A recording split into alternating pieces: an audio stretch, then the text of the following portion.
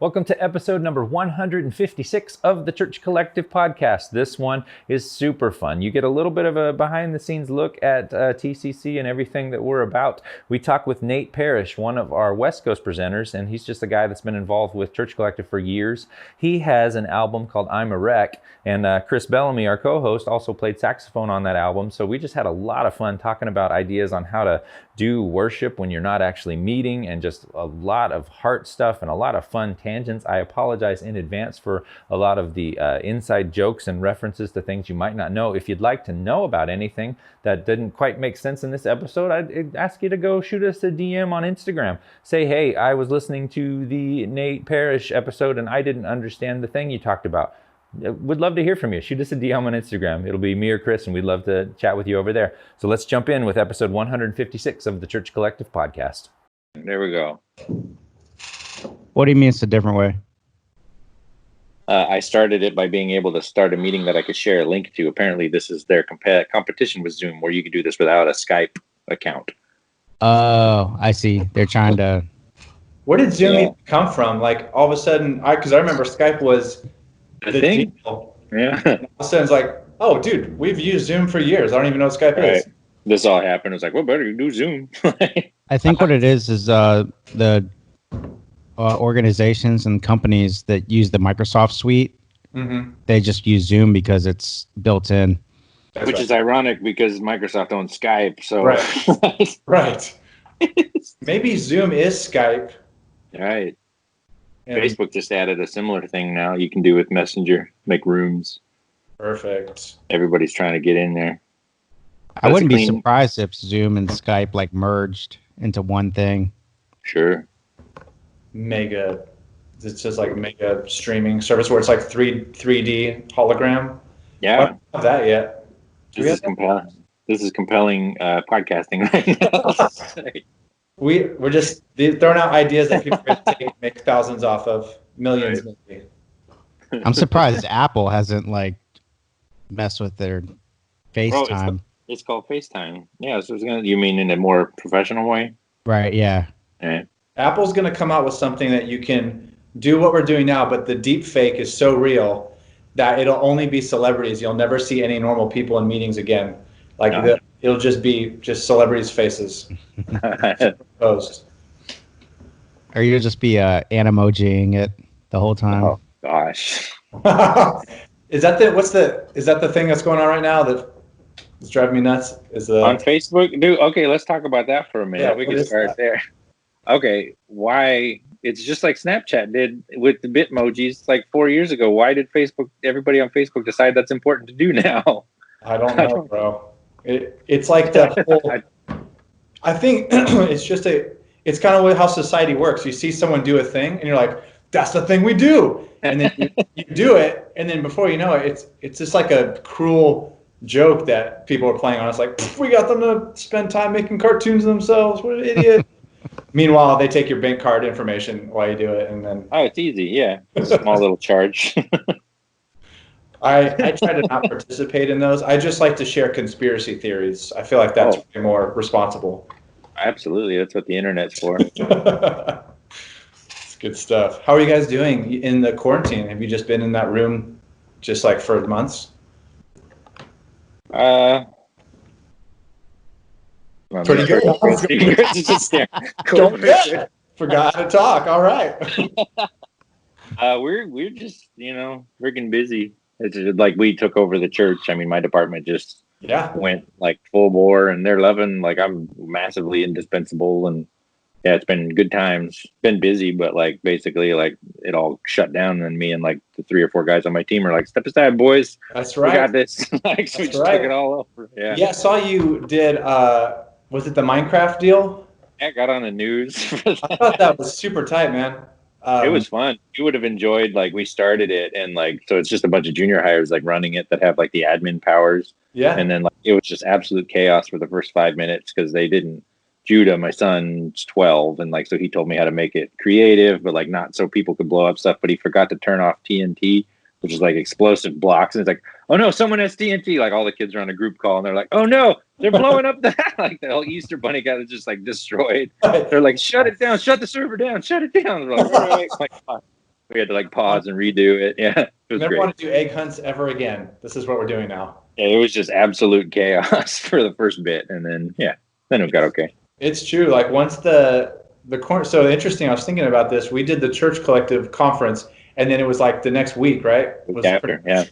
So I'm thankful we got to do that because it was super fun. But then it was like I remember it was a Thursday, and because I do, I'm head of the creative department here, so it's like, hey, so we can't have church anymore. So we need to figure out how to do online services like today for Sunday. And so I was like, oh, cool. But we've been doing church on. It was good because we were kind of headed that direction. Anyways, we wanted to utilize the online streaming platform, but we were kind of thinking we'll kind of take our time and maybe get good at it first. Nah. Oh, sure. Nah. In 3 days. Yeah. So it's been, like I said, I've never been busier here. Never. Like, it's almost like an endless amount of things you can do because on top of services, now you also have to try to make ways to keep people engaged throughout the week because there's no more, like we're doing classes, groups, there's no more youth, there's no more kids.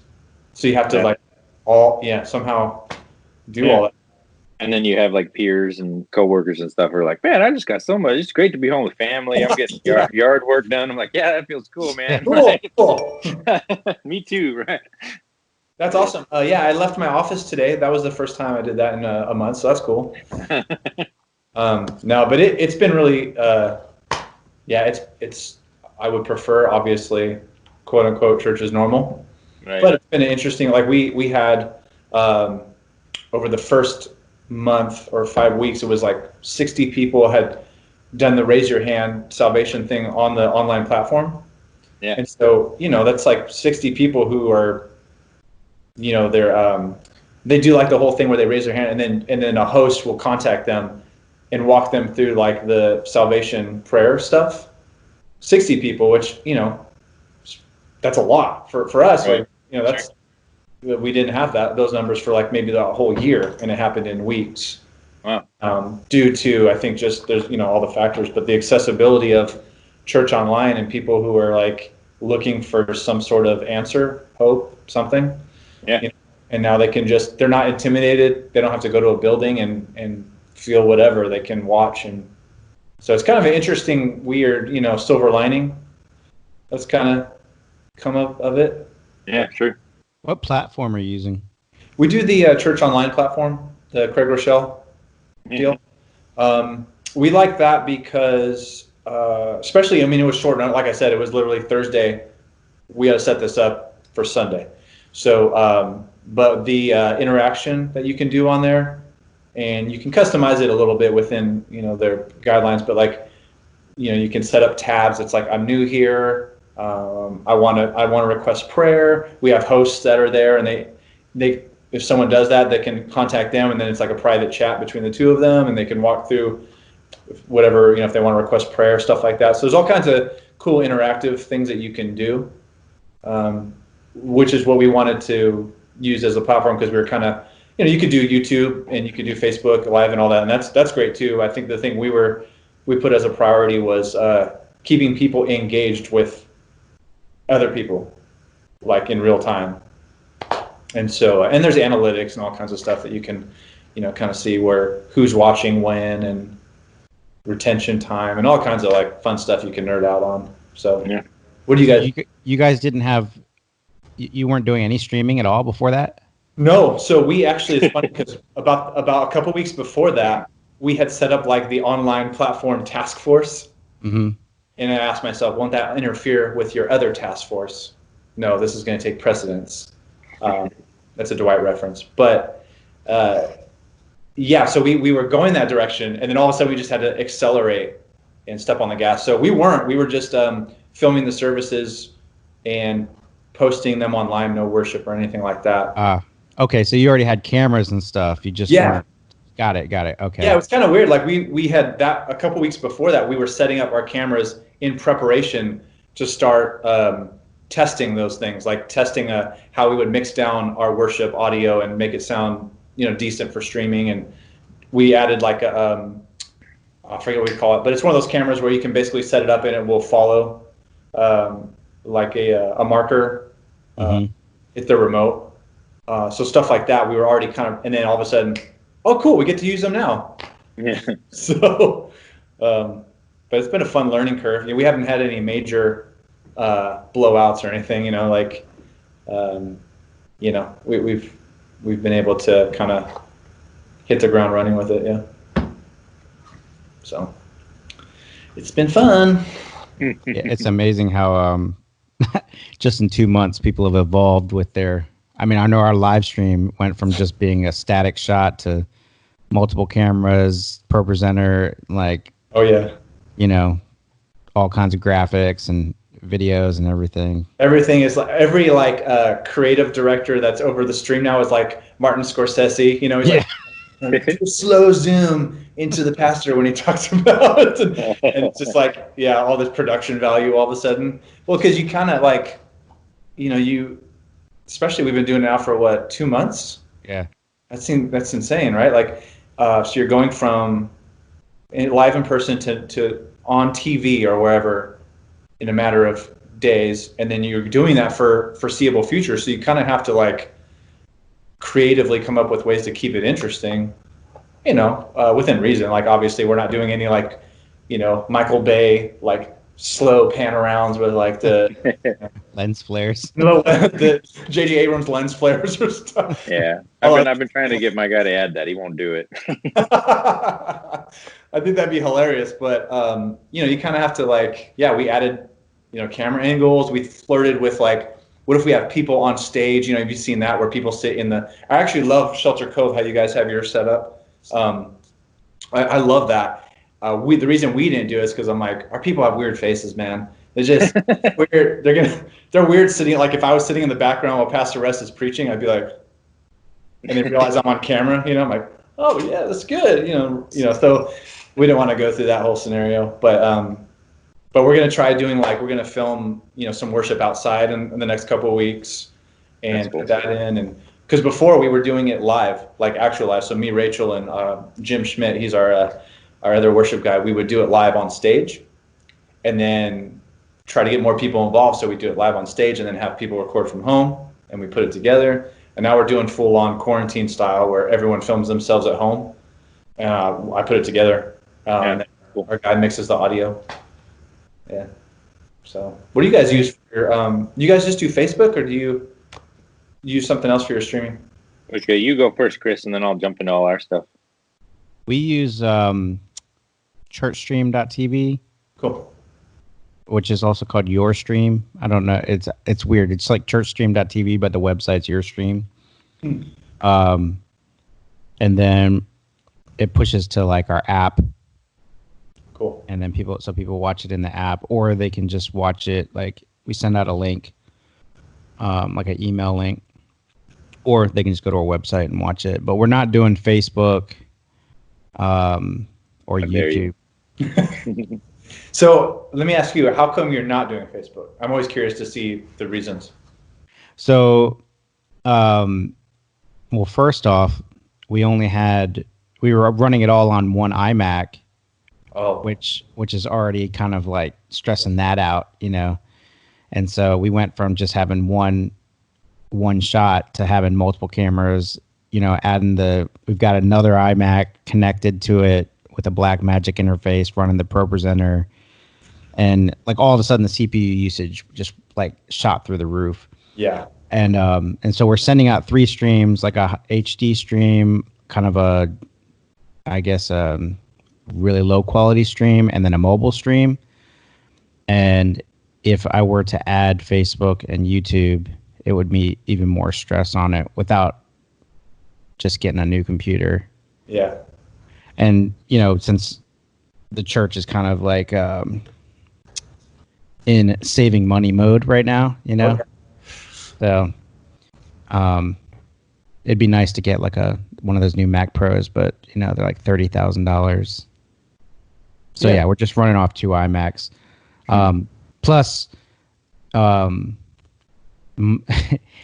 my fear is always once it goes on Facebook or YouTube, you have that the chance that at any moment you could go on worship fails. I was literally gonna say you're just setting yourself up for worship fails, dude. Yeah. So after we're done with it, we cut out the message and put that on a podcast so that people can just get the message. Cool. Mm-hmm. Nice. So we started when this all went down, we started using the Facebook and YouTube Premiere feature. So like we would prepare the whole video and then put it up to premiere it. And then, was it like 2 weeks into it, Facebook started running into a glitch where anytime anyone would start a watch party, the Premiere would restart. And so cool. like in real time. So we just like the premieres kept like going. So at that point we decided, you know what, we're just gonna, we pre-record our whole service, but then we put it into our broadcasting system now, which is we'll just say a lot of words if you're listening, and you figure out what that is. It's a TriCaster into we use OBS, and then it goes to Restream.io, and then we also use a thing called Lula.tv, and then we go to YouTube and Facebook, Twitch, even Instagram. Like we're all over the place. Aiming I'm for pretty sure TikTok. those all have words, but yeah, I'll take your word for it. Wow. Yeah, that's our that runs into the philosophy of like if you keep it on one place, you can kind of get all the attention and all the analytics and stuff like that. So we're just kind of scattering it as far and wide as we can, and then we do a lot of like intentional calls to action, and we put links to like we have like an I'm new or I just joined. Like we have a link. We're like, hey, if you're brand new, we want to hear from you. If you made a decision, we want to hear from you. So we're pushing people into clicking those things to kind of gather that. Mm-hmm. So, but yeah, we've seen. Go ahead. See, that's the important thing. I think that's why we just went with the Church Online deal, is because it was those tabs they were there and you could kind of customize them. So, maybe that first week, I think it was like one of the tabs was like, check out our Instagram or whatever. And so we figured out no one cares about that. But now it morphed into what you actually see people are like, like there's obviously request for prayer and like there's an invite someone to church tab. Which is rad. So yeah, it's just like, it's super interesting. I think that first week though, Church Online crashed. Oh yeah, that was great. Yeah. So the real fun part was like, so you do all the work, and then I had a Sunday off, which is the first time in like 100 years. So I was like, I don't even know what to do with myself. But I woke up and sure enough, 7 a.m., all these like Slack messages and texts. It's not working. My screen's black. And so I run over to the office and like check it out. And there's nothing that we're doing. It's that it was crashing. Like, it was just too many people. Too many people, dude. And those are fun trying to navigate those. And but they got it. I think it only was like that for the first 2 weeks. So Facebook added a donate button maybe a month ago, which is really cool for the stream. You can actually like tie your church in there, and we're seeing a lot of good traction with that. Surprisingly, we didn't think it would make that big of a difference, but like a lot of people are like, yeah, all right, and they throw chunks of money at it. Yeah, the convenience of it. I don't do my tithing like that, but I guess if Facebook puts a button there, I'm like, I'll better tithe. Like, it's interesting. All your lightsabers came from was just like I was about to church say money. Wow. Everything behind him is from the Facebook. This is not. Check it out. Yeah. That's it. Brian himself added that tab. I got no comeback for that. Dude, I'm in front of an American flag with a bunch of This is how I roll. For those of you that are listening, you should make sure you go check this out on YouTube. So you can just really get the full experience. Get the whole experience, and make sure you click that donate button, man. We're just donate button. No, don't make one. But yeah, it's interesting times. Are you so you're still leading worship still on top of that as well? Me? Both of you guys? Both, yeah. Well, like I was saying at the beginning, when this all hit.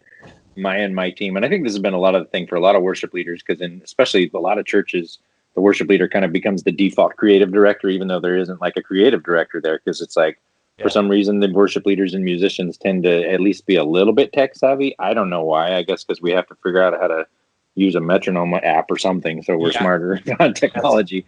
So kind of default. So yeah, I do. I mean, we pre-do our worship service. Like we'll get together and we'll do like a dozen songs with a small worship team. Mm-hmm. And then we have like a few weeks worth of worship. So yeah, I'm still in the mix on that side of it. Yeah. Yeah, I get it. So you guys do like a few weeks. I like I said, I was watching your worship stuff. I like it. It's really good. It's tasty quality and everything. So, but Yeah, we kept the band really small on purpose. Just kind of people who are core. Sure. Because you don't really know where everyone's at, and you don't want to seemingly pressure them like, hey, come do worship, and they're not comfortable. But even for us, there was a point where Rachel, because she's pregnant, obviously, and so she was like, I just don't want to go out there anymore. Yeah. Like, cool. So All right. So we just went full on like quarantine style, and it's a lot of work, but it looks really cool, having everyone. Because now you can just be like, everyone can be a part of it, and it gives people an opportunity who maybe haven't recorded before to like, we got some guys they purchased Logic specifically so they could start tracking stuff for worship. Yeah, so it's been cool. So is that like a practical, like, everybody need Logic? Like, I'd love to hear. I mean, because there's a lot of people, especially at the start, maybe everybody that needs to know has figured it out, but like you're talking, stitching all the videos of everybody leading, maybe just practically, how did you sync that up, and how are people giving you files and stuff like that? Well, a lot of it's trial and error, honestly, but so Logic is a kind of I don't know what to call it, but a lot of people use Logic, but like we have a guy who will use GarageBand. Will just literally has an amp in his house, mic it up, track in GarageBand. We have our keyboard player who has another interface. I'm not sure what he's using, but he's also using GarageBand. Our vocalists, somehow, they'll just record on their phone. Yeah. Our production guy will just take the audio from the phone and clean it up. Yeah, I think he uses Pro Tools. Okay. And Ableton. I'm not sure which he's doing. And then he'll take that audio and somehow clean that up. And so we'll have a Google Drive, basically, where the band has access to it, and they can click on the different folders. Like, so for example, you click on reference files, and that has, you have everything from, so he breaks the song down by instrument. So you can get the song minus the drums, or the song minus the vocals. And then he'll also have a click and cues track. So you can line it all up, click, you can throw in the cues in there if you want that. And then you can record to what you want, like what your preference is. So for me, for example, I like recording to our actual band. So I wait till like Tuesday or Wednesday, and he gives me a rough mix down of what our drummer and bass player have actually tracked. And then I record my guitar and vocals on top of that, because it gives me a better idea of what the song actually is going to sound like, as opposed to recording over the MP3 of, the actual song. Right, sure. And if we have two guitar players too, you kind of hear what he's doing. And so you can kind of complement it that way. And then, so he'll do a mix down. I'll start putting the video together usually on like Monday morning. And what I do is I use Premiere, and I'll drag in every song's master file. And then I'll put the cues on top of that, because it'll give you a count in, like intro, 2, 3, 4, and you can see those WAV files. So, and then what I did was we instructed our band, if you're tracking to headphones and there's no live sound, they'll give a 2, 3, and then I'll sync up their cues to the what do you call it? The cues track.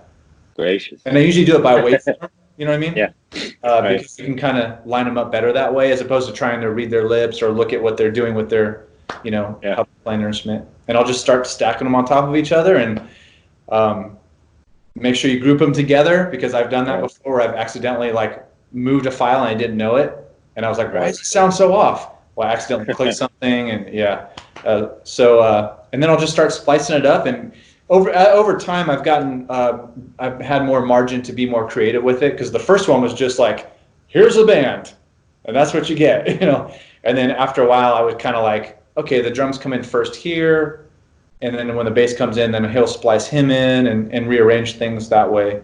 So the song is a little bit more interesting to watch. Yeah. But not necessarily like trying to distract, Sure. With like the quick changes and stuff. So yeah, it's a whole process. And, you get done, I usually get done on a Friday night or a Saturday. Right. Yeah. Start rendering it and uploading it and make sure it's done on Saturday. And then I turn right back around. I'm doing it again, sometimes on Sunday. Yeah. Because I want to get a head start. It's crazy. Yeah. What are you using to edit the video? Final Cut? Premiere. Oh, Premiere. I'm using Premiere. Yeah, I've never used really anything else besides iMovie, but Premiere is I like it. I like it. At first, it was kind of a foreign language to me because it's a PC program, I think, right? Technically, but I use Mac. I'm on my Mac right now, but I had to get a faster computer because once I started editing, I realized that my laptop can't do it. It can't, and so I had to get a desktop and get used to using a PC. So, yeah, it's been a lot of work, but it's cool. That's cool. Crazy. Yeah. So, I get to edit Chris Bellamy this week. His saxophone files. Oh man. I don't know what you're talking about. Every time I show someone, so you've played sax on 2 of my songs, they're just like, what? I'm like, yeah, I know a guy. He plays saxophone. It's no big deal. You might remember him from the Careless Whisper worship video on the internet. I'm trying to convince him to play that little Gandalf bobbing head saxophone thing. I don't know if you've seen that video rolling around, but it's You're great. the only one that's seen that, Ryan. No, you've seen it. I know you have. Just because you showed it to me. We'll have to send it to you later. He thinks it's the greatest thing ever. You need to do it. You put Gandalf bobbing his head on every screen you can possibly find, and then there's how about I just do it right now, and then oh please post that. I'll slice it right out of there.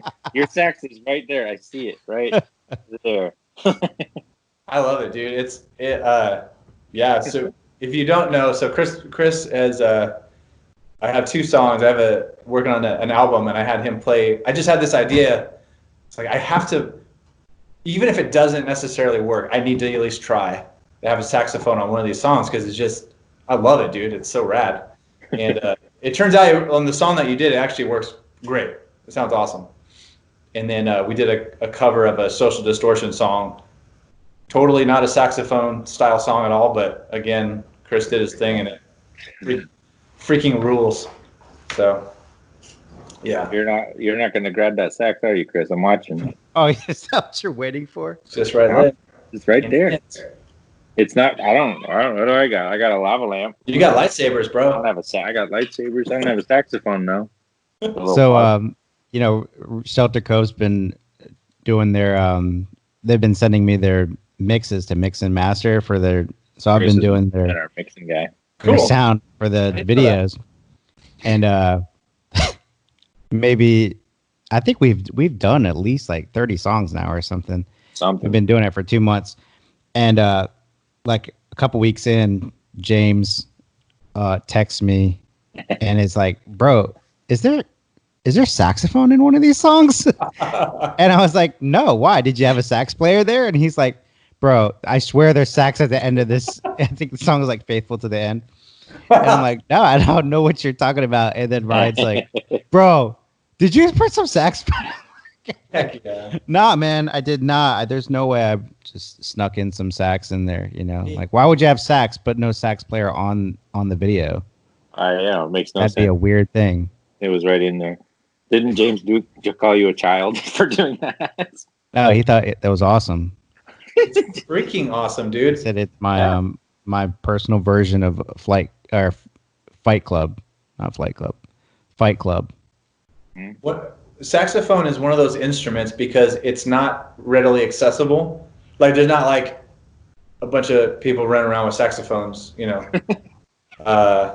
unless you're like in a music video from the 80s and you're just on the corner like usually doesn't happen.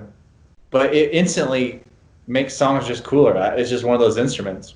Yeah. What brought it back into pop culture, Chris? Or like what made it cool all of a sudden? Is it the Midnight? Was it? It was the Midnight. Nah, it was actually I think the 1975 really pushed it back in. Really? Okay. Yeah. Did they? So I'm one of the few people on planet Earth who hasn't really listened to them. Do they have saxophone in their stuff? Yeah. So they had a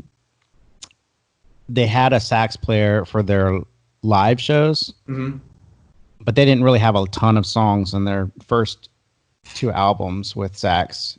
Just a couple things here and there, and it was mostly like background, like super verbed out, And since the guy has he's now like a straight up member of the band, and like if you listen to their most recent single, he's got like a just straight up solo in the middle of the song, you know. I feel like it was, you know, like I love Bruce Springsteen and that whole era of sort of like American rock and roll. Yeah. So that it's been there. It's never gone anywhere. But the whole resurgence of like, I guess it's synthwave. Is that what you would call it, Chris? Like the 80s pop stuff? Yeah. Actually, Sean, your brother, sent me the Midnight. I remember vividly. I was at the gym, and it was like 4 years ago, and he sent me this song. He's like, Nate, stop what you're doing. You're going to love this. And I was like, yeah, you know, Sean sends me stuff like, sure. He did that when he sent me like Piano Kitty or whatever. So I was like, all right, I'll check it out. And sure enough, I was like, dude, what is this? It was pretty cool. Because it instantly takes you back to like, you know, like an 80s arcade fighting game. You're going to get sucked into the world and help save the princess or whatever. Yeah, yeah, dude. I think, I'm pretty sure what happened was, so his church, his previous church, Higher Vision, I played all the guitar parts on their albums. Right. And then we were talking about making one, like, have like a M83 type vibe. Mm-hmm. And then I said, oh, you like M83? It's like, yeah. And I was like, oh, well, you would love the Midnight. And I sent that to him. Yeah. And yeah, after that, it was like, it was on. Game. He's like, just so you know, we're redoing the whole album. It's saxophone on everything. Saxophone is now the lead instrument. No more acoustics or guitars. That stuff sucks. No, I'm waiting for it. Yeah, I mean, probably for like 10 years, I only did sessions with it. I never played live. I mean, because it just fell out of style. Yeah. And then like maybe like 4 or 5 years ago, it started coming back in. And like some of the artists that I played for were like, you have a saxophone? And I was like, yeah, you know, like, and they're like, I didn't know that. Why don't you bring it? You know, and then because like, it's a saxophone. Yeah. And so, but then, yeah, the more that like that 80s vibe started coming in, like the guy Mike Lee I play with, he loves the Midnight. He loves that whole style. And so like, I mean, when we play live, I have a sax solo almost everything. Like, I think there's a bunch of like clarinet players who grew up playing like clarinet. They're just waiting. They're like, it's going to happen, dude. It's going to be my time to shine. Right. There's going to be a clarinet wave of, you know.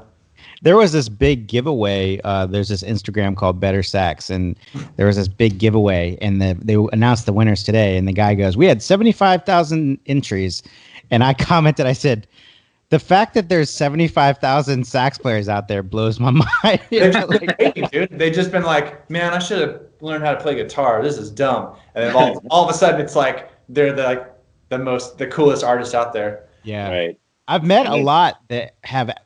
They're guitar players now, and you find out they were sax players in like high school. Yeah. There's a lot of I know a lot of musicians that started with some sort of like brass or something like that. You know, that's in school and stuff. Like, you know, I think even Rachel was like played flute or something. You know, when she first started. Yeah. Somehow that was never a part of my life. It was hidden from me. You're too busy shoving those guys in lockers. Yeah, I was too busy getting shoved in lockers. That's why you got the biceps now, right? Yeah, now, I'll give it a try. But yeah, I bypassed all that. I didn't touch a guitar till my 18th birthday. Really? Yep. Wow. I know I'm super late to the game, but I loved music. Like I loved the Cars was like my favorite band growing up. And, you know, I got into like punk rock my senior year and Metallica, all the, you know, typical like metal. I had a lot of metalhead friends, but I think I just decided, I was like, I saw Pearl Jam on the MTV Music Awards. They did a song with Neil Young called Rockin' in the Free World. You know this song? I know exactly what you're talking about. You know what I'm talking about? So I watched that with my dad. And I was like, dude, this rules. I already loved Pearl Jam. And then there's this old guy who also rules, who I'm starting to look like. And they played, and then they destroyed everything on stage. Yeah. And I wasn't sure what they were talking about. I knew it was important. Like they were talking about some sort of injustice or something. But I could tell as like, they mean it. And then they broke everything. And for like a long time, they were just smashing things for like 3 minutes. And I was like, I think I need to do that.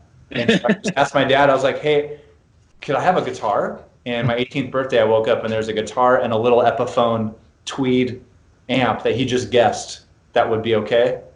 And it was just in the living room. And then for the next, up until now, I think when I first got it, I played probably 4 or 5 hours a day.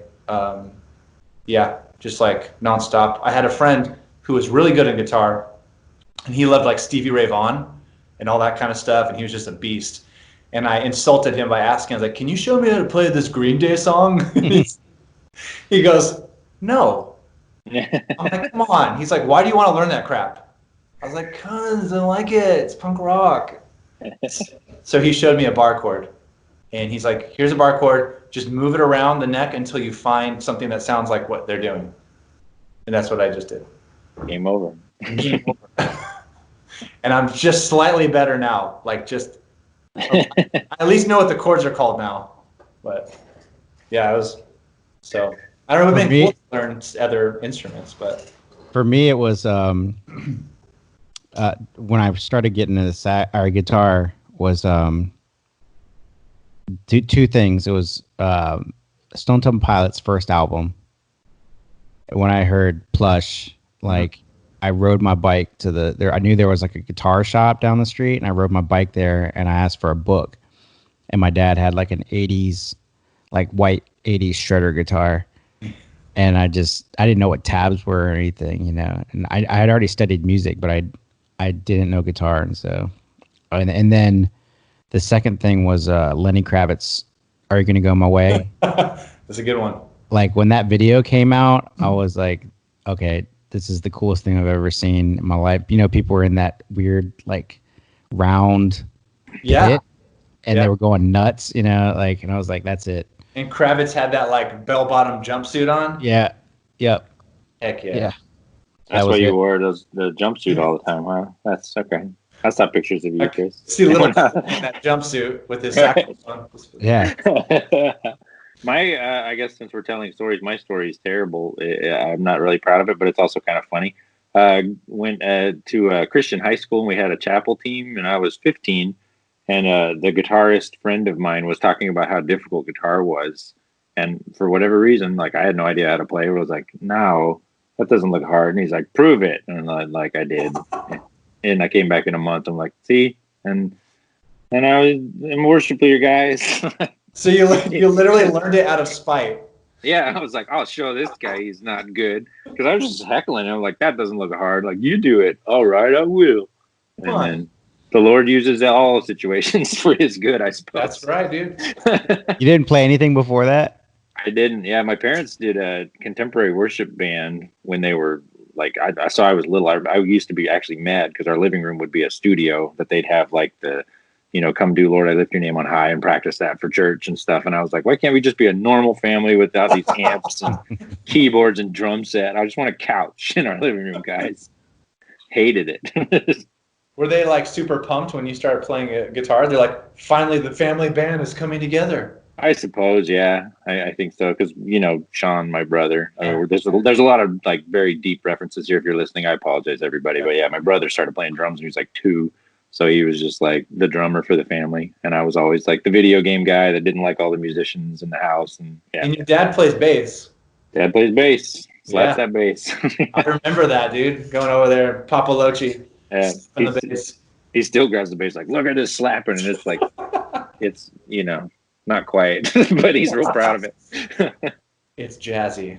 Yeah, you got some deep roots there. When I met Sean, so again, Sean is Ryan's brother.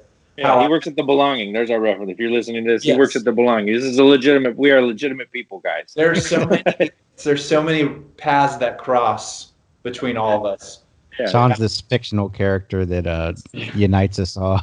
This is like the Avengers. He's kind of a little bit Nick Fury. He's the Nick Fury for sure, especially in the looks department. But I met Sean when I went to Calvary, which is in Modesto, which is where you guys were.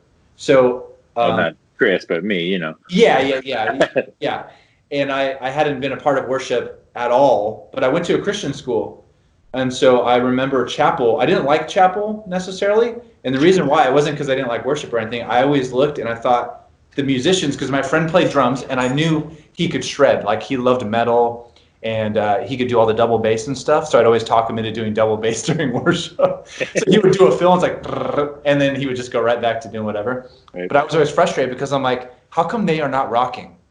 I never understood that. I was like, you're singing about God and how he's like the greatest thing on earth or the universe or ever, but you're doing this song that is so slow and boring and you don't even seem like you like it. And that always bothered me. Like, I don't get it. Because I'm like, if I ever got to be in a band and I was going to sing about God, I was going to do it with conviction. Like, I didn't want to do the whole, Lord, I lift your name on high. And I'm like, oh, dude. So that always frustrated me. But when I got to Modesto, I got involved in worship through the youth group, which Sean was in the youth group because I'm a little bit older. And he was the drummer. And I remember he used to drum with a camelback on, but he put Coke in it. I remember that. So I remember that. So I met Sean because I started doing worship with them, and Sean was on the drums at the time. And then I realized like Sean could do every instrument on planet Earth. Right. So Except eventually, for the sax, not the sax. Except for the sax. So yeah, it's weird how like you got into worship because out of spite, Right. and you know, like all these different ways that it really is God kind of orchestrates things. Like if you look back, there's no way I would have thought I would have been leading worship at all. You know, it's just was never my thing. I always wanted to just be a punk rocker and do bands and stuff. And somehow it's just like a series of events of like literally someone saying, "You play guitar?" I'm like, yeah. You come play in the worship band. And for me, I was like, it's an excuse to play guitar. Right, so I was like, cool, I'll do it. And then there it is. Yeah, then it was literally how I got at this church was like, oh, you play guitar? We don't have one of that. Come here. Here I am 20 years later on stage. There you go. Yeah, it's crazy. Yeah. Chris, you grew up in a Christian household? Were you going to church and stuff when you were a kid? No. Not at all? Oh, here we go. Do it. I went to church like from till I was like 5. Went to a Catholic church. Okay. But my dad didn't go to church, and when I turned 5, I think he told my mom like, I don't think you shouldn't bring him anymore or something. I don't know how. I just stopped going somehow, and so I didn't even think about it until I got into college. Cool. And but I was already a music major, and then I had started playing professionally, and then I got saved by I was in Richmond with the my college's like the basketball team was really good. They went to the state champ or not state champion, the what do you call it? Sports NCAA they were the champions. The country champions. They went to the championship that year, and so we were traveling around, and I was in that pep band that went with them. So kind of like the marching band that just sits in the stands, and paints their faces.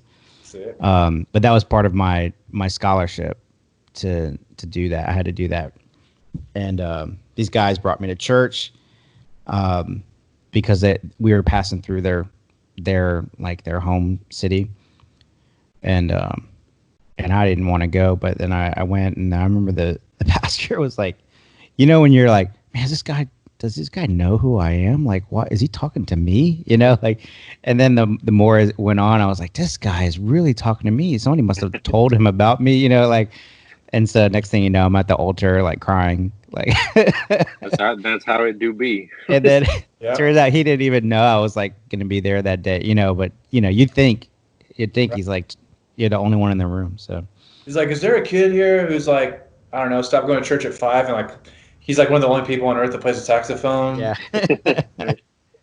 Yeah. So that's when it changed. Like everything I thought, like I was planning on taking a gig with the Temptations? Yeah. Group, the Temptations. Yeah. So I got offered they were going to do a Who's that? Well, they had offered. I got an offer to go on their reunion tour because I had played with Gladys Knight right before that, and I was super young too. I was like maybe 19 or 20, and that's right when that happened. I remember thinking that like at that moment like all music is bad and I need to just quit music, and so I turned it down. And I completely like stepped away from playing professionally, and I thought, because I associated like music with drugs and alcohol. Like, Oh yeah. I grew up in the jazz realm and everything where it's pretty normal.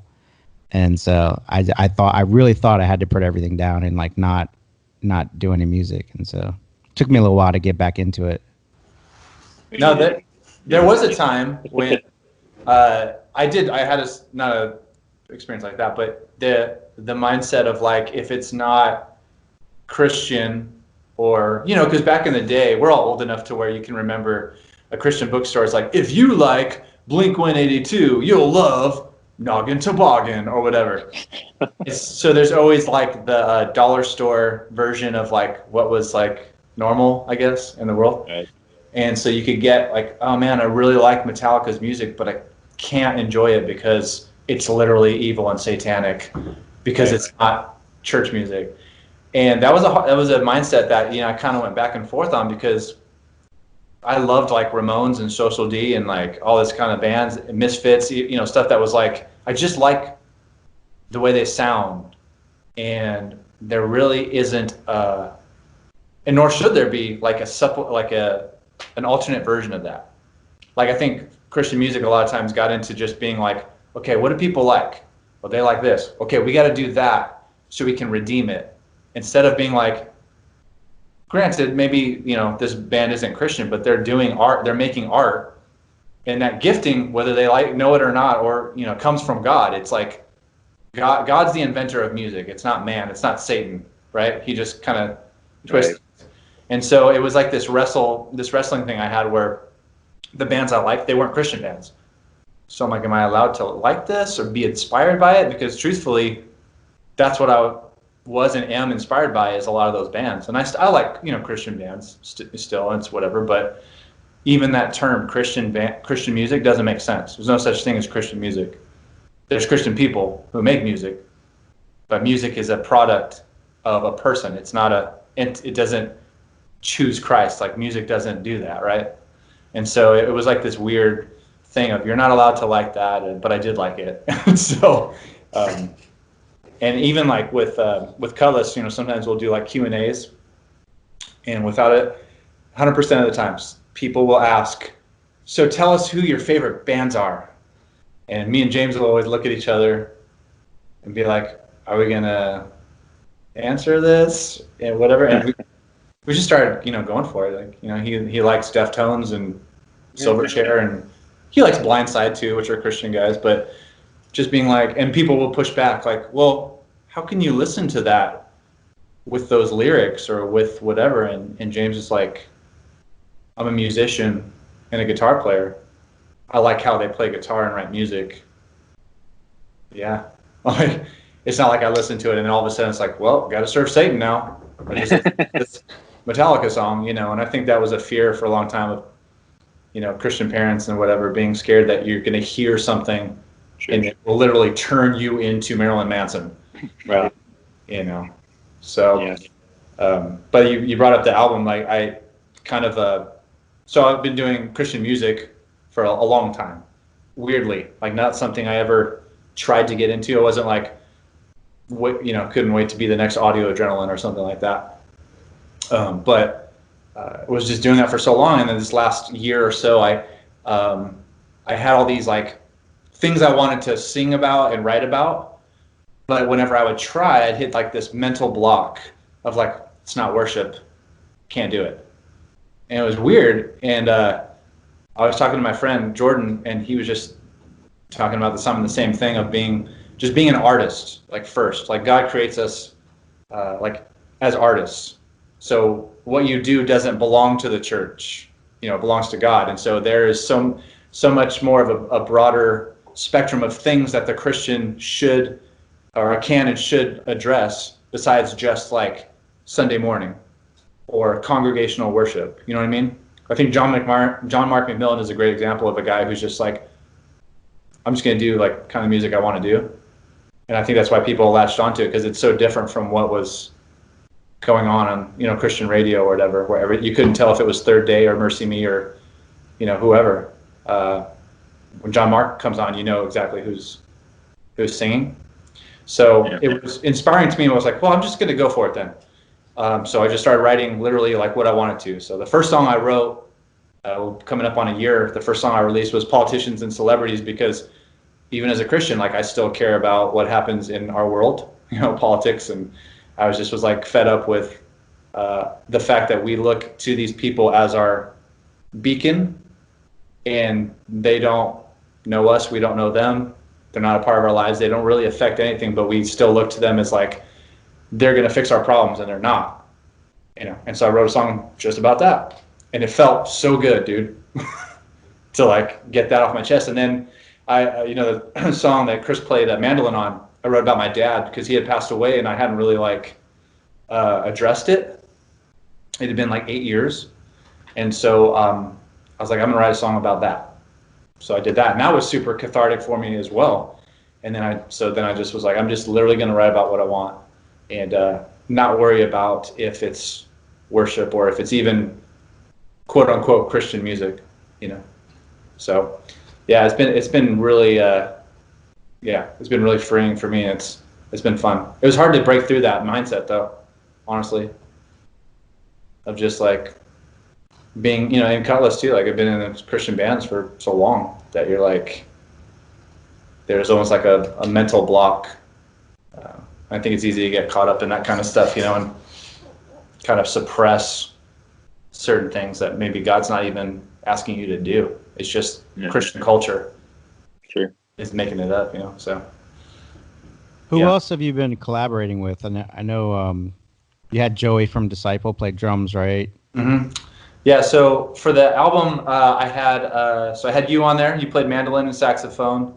Ethan Luck, he's a drummer out in Nashville. He's played with Demon Hunter, Reliant K.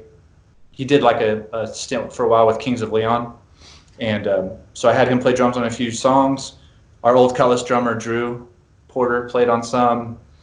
Do you know the band Silent Planet? You heard that band? So Thomas is a good friend of mine. He's the bass player. So he plays bass on Everything Is Outrage, one of those songs. And my buddy Jason, who's a friend of mine just here in Bakersfield, and my wife makes multiple appearances on there. So it's been cool. You know, it's another weird thing too of like, so what do I do with this? Because it's not Air One, it's not Caleb or anything like that. It's not something, but yet it is like Christian, coming from a Christian perspective on these like topics. So it's not necessarily something where I'm like, hey, can you play this on the Christian radio station? So it's kind of this weird, you know, do I want to try to use any of those contacts or not? It's weird. It's kind of a different thing, but I've had some. I've just sent it to like just people I trust and different things, and gotten some good feedback on it. But I think they're surprised. You're gonna put it on Spotify and iTunes and everything, though, right? Yeah. It'll all the digital stuff. I'll have physical copies this week, but yeah, it's on all those platforms, and I got videos and stuff on YouTube, music videos and stuff. But it's been cool. And you're incorporating your art with it, right? Yeah. So originally the plan was because I wanted to sort of do one song at a time. Also, this is my first kind of forte into like recording myself at all. So I just got a setup at my house and just started going for it. And then basically, you know, to be able to look back and see the progression of songwriting and production over time. It's kind of like a nice, like, I don't know, it's like a year in review, essentially, because the first one came out in July and the whole album will come out in June. And but every song I wanted to have like its own artwork that kind of illustrated what the song was about, and then they all have like a uniform look. So it's like kind of like I don't know what you call it, but I just love like when artwork and albums and stuff all has like a theme, and all the colors go together. So that was honestly one of the funnest part was just making album artwork for every one of them and just seeing all of them lined up together. Like the uniformity. Yeah, it did something for my OCD brain. When did you start getting into when did you start doing the well, two questions. When did you start getting into art? And then when did you specifically start doing the like what do you call that? The hybrid when it's like the mashup stuff? Yeah. Yeah. I've been drawing since I was a kid. So my dad used to take me to work with him, and he did construction. So essentially you wake up at like 5 a.m. and you come home at 5 p.m. And so I would just be there at the yard, just there. So I would draw my action figures like all day. And so I started drawing when I was a kid, and I was really into comic books, still am. And so I've been drawing for a long time. But the mashup thing a couple of years ago, probably around 2016, was kind of when like the ugliness of our society kind of started to like really show itself, with elections and people basically just drawing lines, and everyone becomes an enemy based on your politics or whatever. And so I was like, man, I want to do something fun. It just seemed like there wasn't a lot of fun going on. And so I would have these ideas all the time, like puns and different things. Like Rachel would say something, I don't know, and it would in my mind would trigger something like, oh yeah, and I would do a pun with it. And so I just started just doing pieces like that. So I think early on it was like, I don't know what I was doing, like office type stuff. I don't know. I would draw Toby as like an evil snail, because that's like one of the lines from The Office that I really like, because Michael says it's like being friends with an evil snail, so I just drew that. Or like, just mashing up, like taking punk rock albums and mashing them up with like movies. So I did like a He-Man, Ramones. It was a Ramones album cover, but it was like He-Man characters. Yeah, stuff like that. So yeah, I don't know. I just wanted to just do something fun. It kind of went along with the music, like whatever was popped in my head. I wasn't going to think too much about it. I was just going to do it and put it out there. Yeah. So it's dangerous sometimes. Mm-hmm. Yeah. So Ryan opens his mouth but then doesn't say anything, and I'm like, I know. I was smiling because you look so intense with your eyes all just like you're just like. I was like, "What? Chris has got something very wise to come." No, my allergies. I don't know about y'all, but like allergy season is kicking my butt, and so just constant like watering eyes. Bakersfield is a not good place for allergies, which is also scary during a pandemic because you're like, my throat's scratchy. Exactly. Oh no, that happens like every couple of weeks. Like what? Oh no. The valley is out here in Bakersfield. Air quality is not good. So, yeah, man. You can't allergies, huh? All right. You can't see on this call like how long we've been going. An hour now. We'll possibly go. It's an hour and 40 seconds right now. So it's a good thing we didn't Zoom, huh? Right, because we would have missed this whole 45 seconds about allergies and things like that. It would have been a wash. Yeah. Yeah, dude. But I'm actually working on that video with you in it, Chris. So that'll be out pretty soon. It's a cover, a Social D cover, but Chris Bellamy on saxophone, and then Joey West from Disciples on drums. And so that was cool because I reached out to him and just asked him, "Hey, you want to do a collab?" He's like, "Yeah, dude." And I think he was probably expecting something else than what I gave him. I was like, I really want to do this Social D song. And he had never heard the band or the song or the genre. Really wasn't really his thing. But he's like, I'll give it a go. And he rocked it, of course. He's such a good drummer. Yeah. Yeah. So have you heard him, Ryan? I haven't. You haven't heard Disciple live? I haven't. Dude. That was our last was with Disciple. Yeah, they're great, man. Their new album came out a few months ago, and it's really good. Disciple's been around for a long time.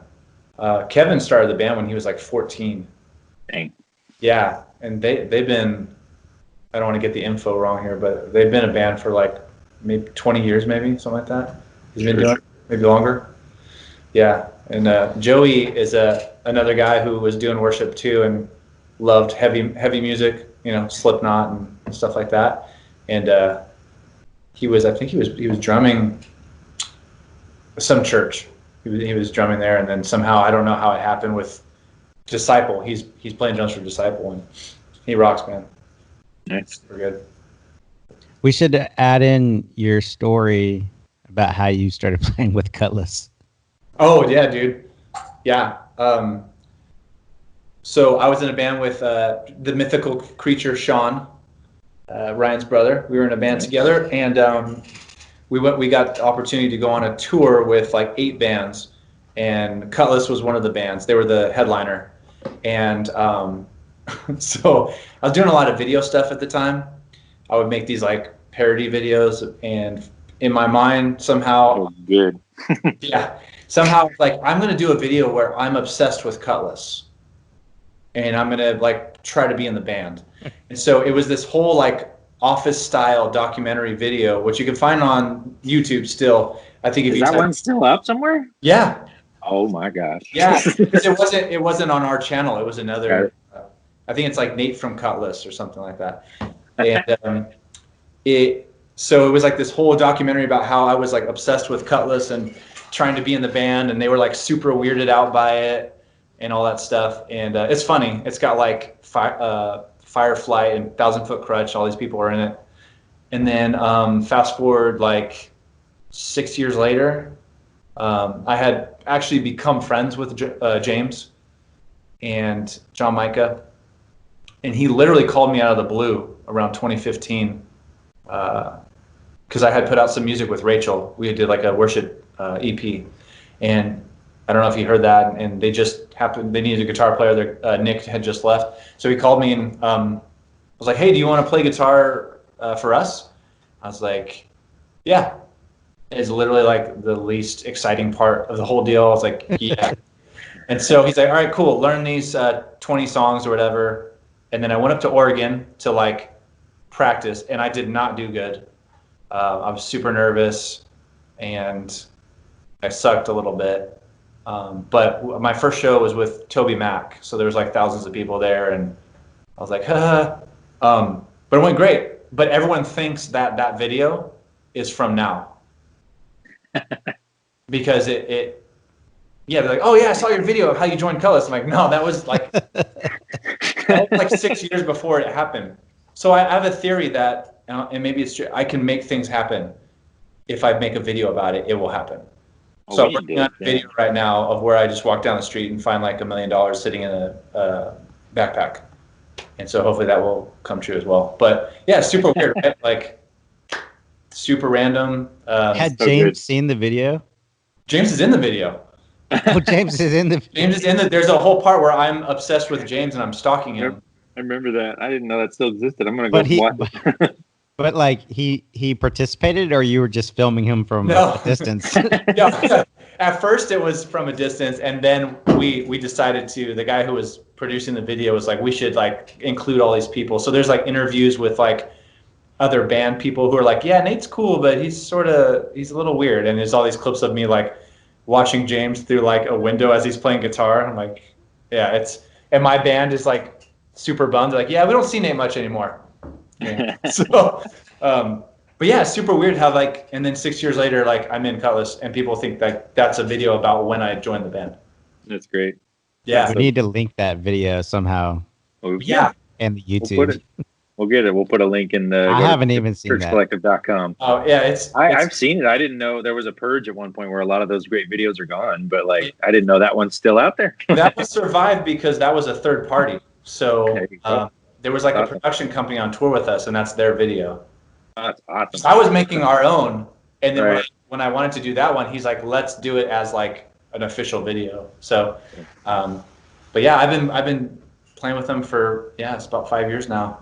Yeah. I had no business playing with them. Like, I was like, can I even do this? I actually asked a friend, I was like, do you think I could pull this off? He's like, nah. Like, okay, cool. So I learned all the songs, and then about halfway into it, we would Skype or FaceTime. And he's like, all right, so then show me the lead part. And I was like, oh, I don't know. I was just doing the rhythm. I was like, wait, am I the lead player? He's like, yeah, you're learning all the lead stuff. I was like, oh, cool. Can I call you back? So I didn't even know I was playing lead. I just figured I played rhythm. Yeah. But yeah, I was just doing lead stuff. Killer. Yeah, that's fun though. You should do another video, Part a 2020 video, but this time it's James. Like Worth Dying For is going to do a reunion tour and perform at the Belonging, and James wants to be part of Worth Dying For. I love it, and it will be so hard to get him to do that. He's like, you want to do what? All right. Yeah, he's like, nah. We should make a part 2 though of like, like I'm with the band, am I just acting normal? Like, yeah, guys, good show, whatever. And then behind the scenes, I'm like, oh my God, I can't believe I'm doing it. And I still have like a shrine still of like all the Cutlass stuff. Gosh. Thank you so much for listening to this episode. We would love to connect with you. Shoot us a DM on Instagram. Find us on all the socials you could possibly think of. I don't think we're on Vine anymore. I apologize for that. But you can find us basically anywhere. Can't wait to meet you.